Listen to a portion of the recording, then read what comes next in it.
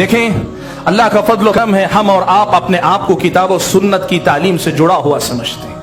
اور یہ اللہ کا بہت بڑا کرم ہے۔ سلف صالحین میں سے بعض یہ کہا کرتے تھے لا ادری ای النعمتین علی اعظم، مجھے نہیں پتا کہ اللہ کے دو انعامات میں سے، دو احسانات میں سے، مجھ پہ جو احسان اللہ کے ہیں، دو احسانات میں سے کون سا احسان بڑا ہے؟ ایک یہ کہ اللہ تعالیٰ نے مختلف باطل ادیان سے نکال کر اسلام میں داخل کیا، یہ ایک نعمت ہے، اور دوسری نعمت یہ کہ اللہ تعالیٰ نے سارے بدعتیوں کے فرقوں سے نکال کر اہل سنت کے، اہل الحدیث کے طریقے پہ مجھے چلایا۔ وہ نعمت بڑی ہے کہ کفر سے نکال کر اسلام میں داخل کیا، یا بدعتوں سے بچا کر سنت پہ چلایا؟ کون سی نعمت بڑی ہے مجھے نہیں معلوم۔ کیا مطلب؟ بھائیو، جو کفر پہ ہے وہ تو کفر پہ ہے، لیکن جو اسلام کے نام پہ دھوکے میں زندگی جیتا ہے، اللہ نے آپ کو ان سے نکال کر جب ہدایت کی دولت عطا کی ہے، یہ اتنی بڑی نعمت ہے کہ اس کے تقاضوں کو مجھ کو اور آپ کو سمجھنا پڑے گا۔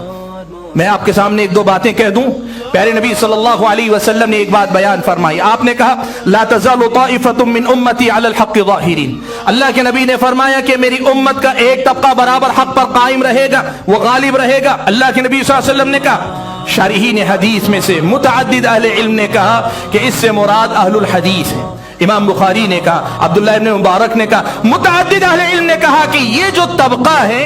جو امت کے نجات پانے والا فرقہ ہے، طائفہ منصورہ ہے، یہ اہل الحدیث ہیں۔ یہ متعدد محدثین نے، فقہاء نے یہ بات کہی ہے، فقہاء محدثین نے یہ بات کہی ہے۔ اب یہاں تک تو بات سمجھ میں آ گئی کہ اللہ کے فضل و کرم سے ہم اور آپ اپنے آپ کو اس دعوت سے جوڑے ہوئے ہیں، لیکن اس کے بعد کی بات زیادہ اہم ہے۔ سمجھو، اہل علم نے لکھا کہ یہ جو بات اللہ کے نبی صلی اللہ علیہ وسلم نے کہی کہ لا تزال طائفۃ من امتی علی الحق، ایک گروہ برابر حق پر قائم رہے گا، باقی رہے گا، یہ کیوں کہا؟ اللہ کے نبی نے کیوں کہا؟ اہل علم نے لکھا کہ نبی علیہ الصلوۃ والسلام کو اللہ تعالیٰ نے نبوت کے سلسلے کی آخری کڑی بنا کر دنیا میں بھیجا۔ آپ کے بعد کوئی نبی نہیں آئے گا، آپ کے بعد کوئی رسول نہیں آئے گا، لیکن انسانوں کی نسلیں ایک بعد دیگر آتی جائے گی، انسانوں کا سلسلہ چلتا رہے گا۔ نبوت کا سلسلہ رک گیا، لیکن انسانوں کا سلسلہ چلتا رہے گا۔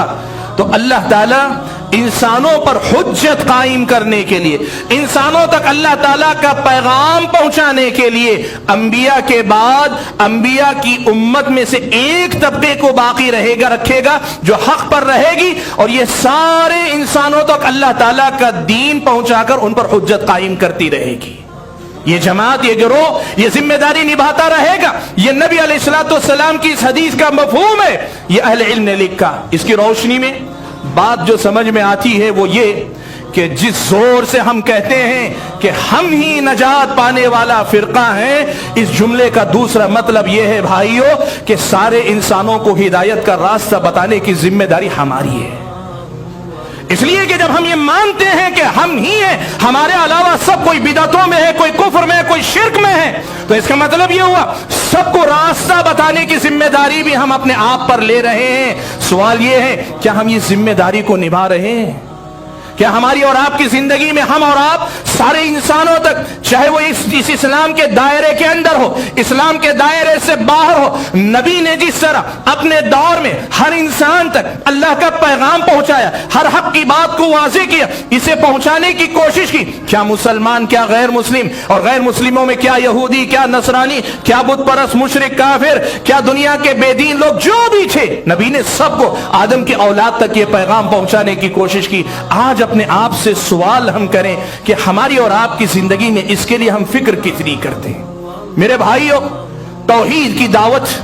میں بات کہوں، ہمارے اپنے علماء کرام موجود ہیں، وہ اس بات کو بڑی اچھی طرح سے جانتے ہیں، اور میری بات کی وہ تائید یقیناً کریں گے کہ ہماری اور آپ کی یہ جو جماعت و جمعیت ہے، اس جماعت کا طر امتیاز تھا کہ یہ توحید کی دعوت کے علم بردار تھے۔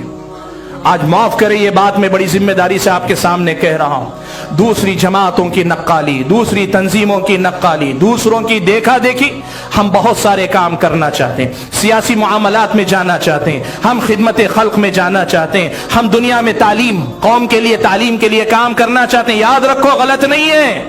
یہ سب کرنے کے کام ہی ہیں اور حالات کا تقاضا ہے کہ ان سب میں اپنی اپنی ذمہ داری نبھاؤ، لیکن اس سے زیادہ بڑی ذمہ داری یہ ہے کہ قوم کو تعلیم یافتہ بنانے سے زیادہ اللہ کا موحد بندہ بنانا بڑی ذمہ داری ہے۔ قوم کی سیاست کو، قوم کی تعلیم کو، قوم کے دیگر معاملات کو یا انسانیت کے لیے خدمت خلق کے کام کرنے سے زیادہ اہم ذمہ داری یہ ہے کہ ان کو اللہ کی جہنم سے بچا کر جنت کی طرف لانے کی فکر کی جائے۔ آج یہ افسوس کی بات ہے کہ ہم اور آپ اہل علم سے رابطہ نہیں، اپنے اپنے طور پہ ہر کوئی آزاد، جس کے دماغ میں جو سمایا وہ اپنا کام ٹھان لیا، نکل پڑا۔ بھائیو، طنز نہیں کر رہا ہوں، اعتراض نہیں کر رہا ہوں، آپ کو برا بھلا کہہ کر کچھ اچھا نہیں لگ رہا ہے، لیکن یہ بات یاد دلانا چاہتا ہوں کہ ہم نے جب اپنے آپ کو کہا نجات پانے والے ہم ہی ہیں، تو اس توحید کی سے غافل دنیا کو توحید کا سبق پڑھانے کی ذمہ داری کس کی تھی؟ اگر ہماری تھی اور ہماری ہے تو پھر بتاؤ ہم اس توحید کی دعوت کے لیے آج کیا کر رہے ہیں؟ بھائیو، یہ بات یاد رکھو،